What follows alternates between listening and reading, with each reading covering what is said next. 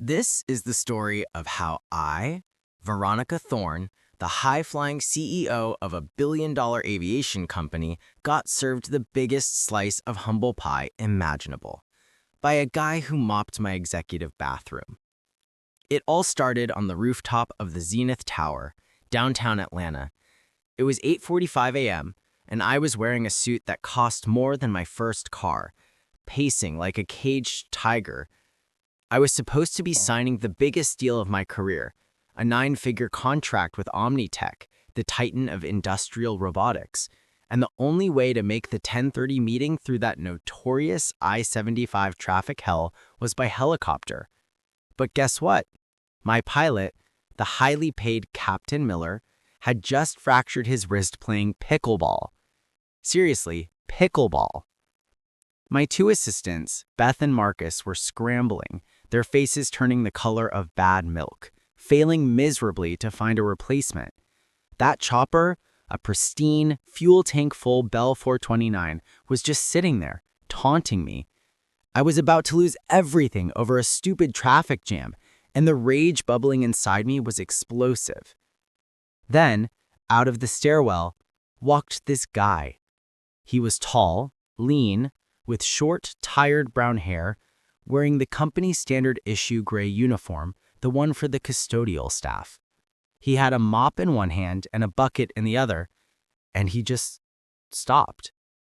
He looked at the helicopter, then at me, the picture of corporate fury, and spoke in this ridiculously quiet, level voice. "I can fly it," he said. Silence. Then Marcus, my head of logistics, burst into a high-pitched snicker, followed quickly by Beth's nervous, condescending laughter. I just stood there, folding my arms, letting my dark brown gaze rake over him, from his scuffed shoes to the slightly frayed collar of his uniform.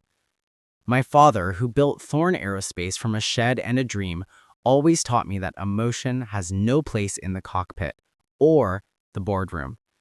And after my ex-fiancé walked out the second I inherited the company, I took that lesson and carved it into stone.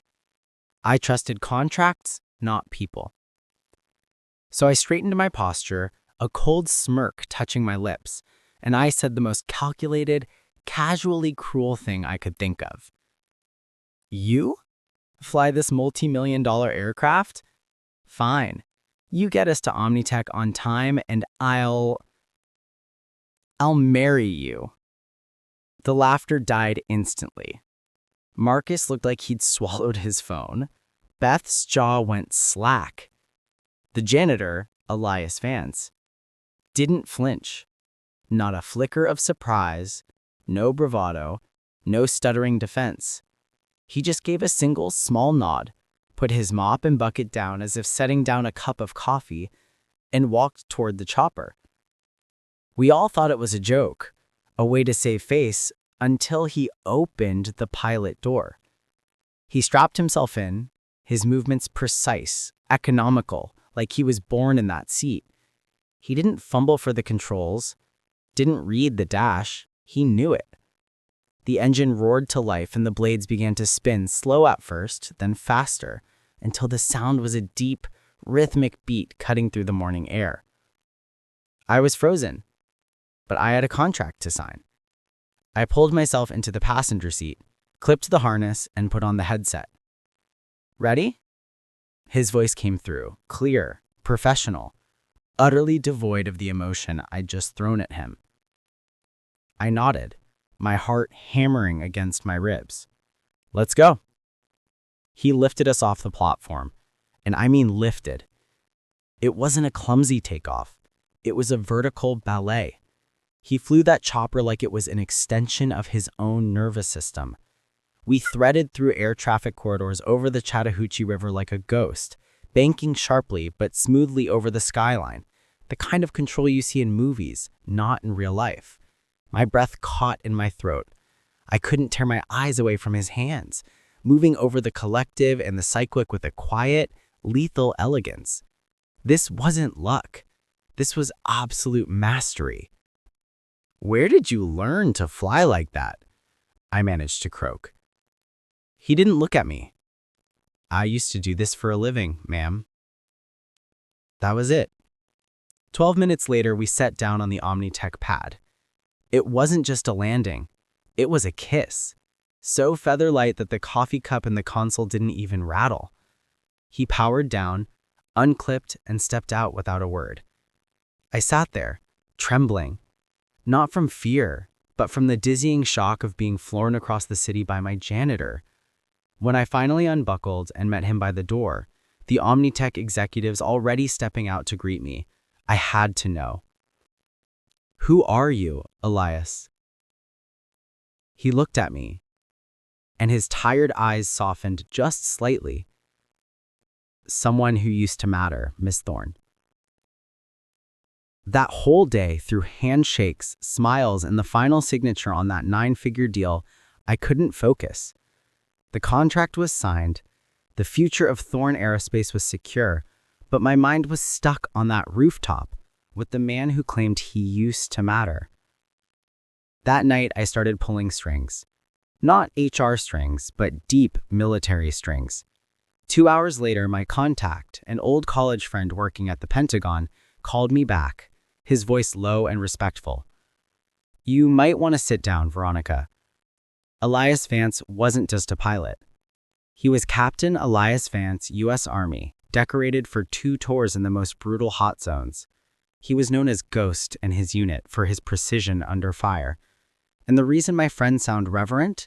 He had the Silver Star. He'd pulled a medevac under heavy enemy fire, saving 6 lives. The guy was a legitimate hero, the best of the best. "Then why?" I whispered into the phone.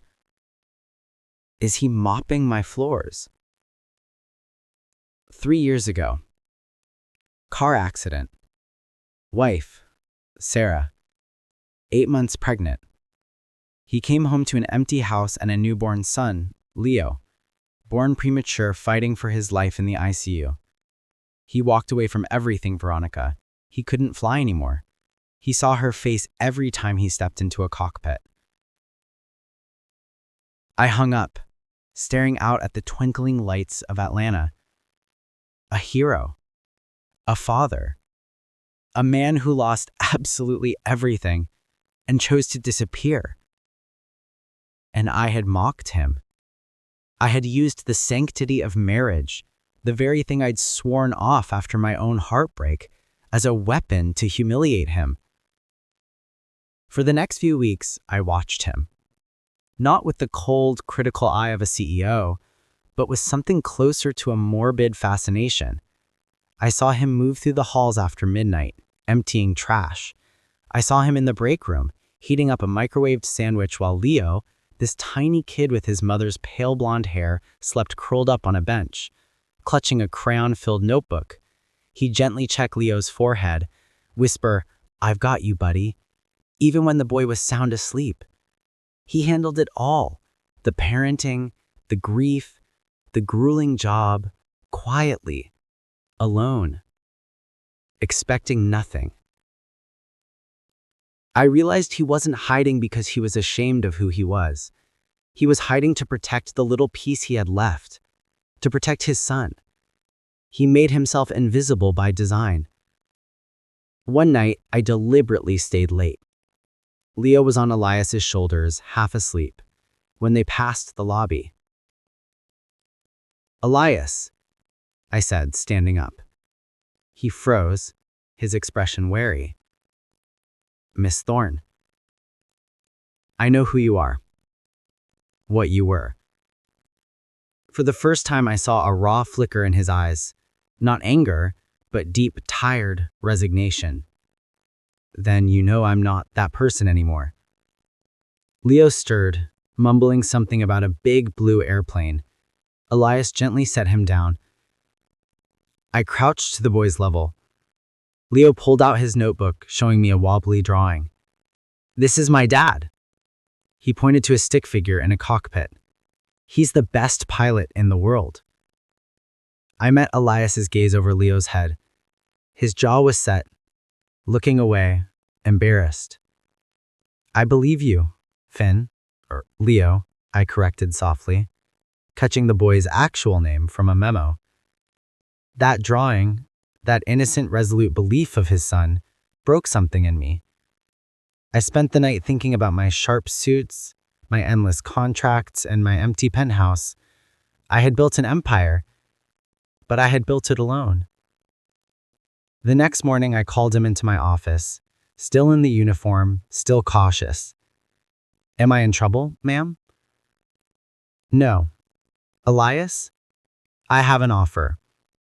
Omnitech was so impressed by the flight they reached out. They need a consultant to design their new pilot training simulators, someone with real, high-level aviation experience. He just stared. Why are you doing this, Veronica? Because, I said, meeting his eyes, you're wasted mopping floors. It's good pay, flexible, mostly remote. You'd be working with engineers, not executives. It's a way back, a step sideways. He shook his head, his voice low and firm. I appreciate it, but no. I don't need the spotlight. I just need Leo to be safe. He turned to leave. I had one last shot. Elias, I said, stopping him at the door. You lost control once in Afghanistan, right? That's what haunts you. Choosing the mission over your co-pilot. Getting the medal while he got the wheelchair. And then Sarah died, and you convinced yourself you couldn't protect anyone, so you disappeared. But Elias, you didn't fail. You saved 6 men. You're raising a beautiful son. You're holding it together better than most people ever could. You said you used to fly for your country. What if you fly for yourself? He paused, his back to me. He didn't answer, but the rigidity in his shoulders was all the confirmation I needed. I had hit something true. A few days later, Omnitech sent him a direct offer. They wanted him to perform a live demonstration flight at their global summit. In exchange, they would fund a full, permanent scholarship for Leo at the best private school in Atlanta. He brought the email to me. I don't know how they got my contact. I suspect you. He looked at me, torn. I want to say no. I hate the spotlight, but that's scholarship. This isn't about the spotlight, Elias. It's about giving Leo the life he deserves. It's about you finally letting yourself be great again. He looked at me, a flicker of trust finally overcoming the fear. What if I'm not ready? You flew me across this city without flinching. You're ready. Will you be there? Every second. Okay, I'll do it. The day of the demonstration arrived. It was at Omnitech's sprawling airfield. Hundreds of investors, engineers, and executives stood watching. I was on the flight line, headset on, acting as his ground support. The high-powered CEO reduced to a glorified flight attendant, and I didn't mind one bit. Elias, looking impossibly calm in a borrowed flight suit, stood by the chopper. Little Leo was next to him, tiny aviator sunglasses perched on his nose, clutching his notebook. "You're gonna be awesome, Dad!" he yelled. Elias knelt, adjusted the glasses, his throat thick. "You think so?" "You're the best pilot in the world, remember?" He kissed his forehead, stood, and climbed into the cockpit.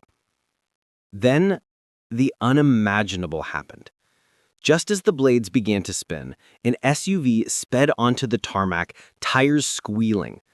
Out stepped my father, Roger Thorne. Silver-haired, 72, and radiating pure, toxic power, flanked by his lawyer. He stormed toward the flight line, using the excuse of tarmac safety to halt the demonstration. "Veronica, shut this down," he roared over the noise. "You think I don't have eyes everywhere? You let this janitor fly our aircraft? You throw my legacy away on a joke? And now you're using company time to promote him? He's a man with baggage and a charity case kid. He is not stepping one foot into this family or this company's future." I yanked off my headset, stepping right into his path. "He saved our 9-figure deal, Dad. He's a decorated war hero, and he is 10 times the man any of your society friends are. You don't get to decide what happens in my life anymore. I built this company, Roger thundered, pointing a furious finger at the helicopter, and I will not watch you throw it away for some broken soldier who mops floors. I'll fire him. I'll cut him off from that scholarship right now. The roar of the engines was the only thing that saved me from screaming.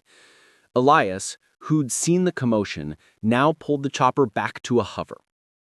Little Leo, seeing his grandpa yelling at me, began to cry, running toward the shouting. Elias, still hovering, looked down at the scene. His sobbing son, my raging father, and me, paralyzed by familial duty and terror. Then he looked right at me, through the tinted glass, and his eyes were no longer tired. They were absolutely laser-focused. He didn't land. He didn't run. He made a decision. He shot the Bell 429 straight up nearly 500 feet, then began to execute a series of maneuvers that were beyond spectacular. They were art. He performed a barrel roll that had the engineers gasping, a hovering pinwheel turn that defied gravity, then swooped down, doing a lightning-fast low pass right over the asphalt where my father stood, forcing him to shield his expensive suit from the rotor wash. It wasn't a show for the investors. It was a demonstration for Roger Thorne. It was Elias saying, "You can take my title, but you can never take my skill."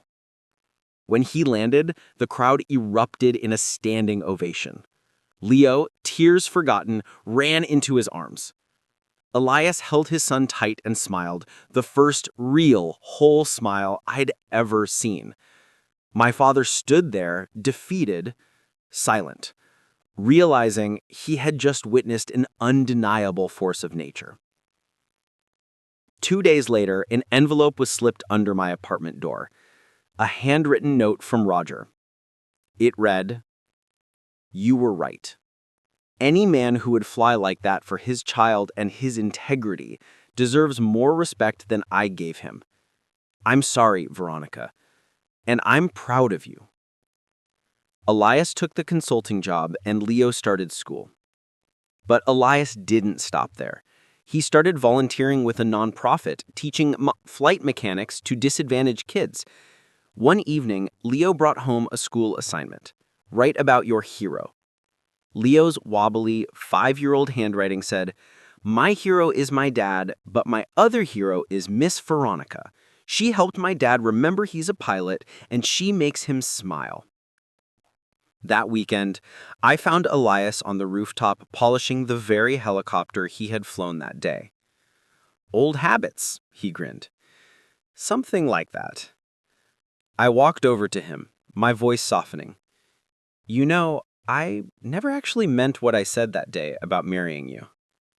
He set down his rag, his gaze steady. "I know. But what if I meant it now?" He froze, really looking at me. The CEO, the daughter, the woman who was finally letting her walls down. The setting Atlanta sun bathed the tower in gold and pink. Elias Vance knelt down on one knee. He held a simple silver ring engraved with 2 small wings. "I used to fly for my country, Veronica, but now I want to fly for 2 people. You and Leo. If you'll have me." My vision blurred. Yes, always yes. He slipped the ring on my finger. Suddenly, Leo burst out from behind a ventilation unit, clutching a crumpled bouquet of wildflowers. "Does this mean she's staying forever?"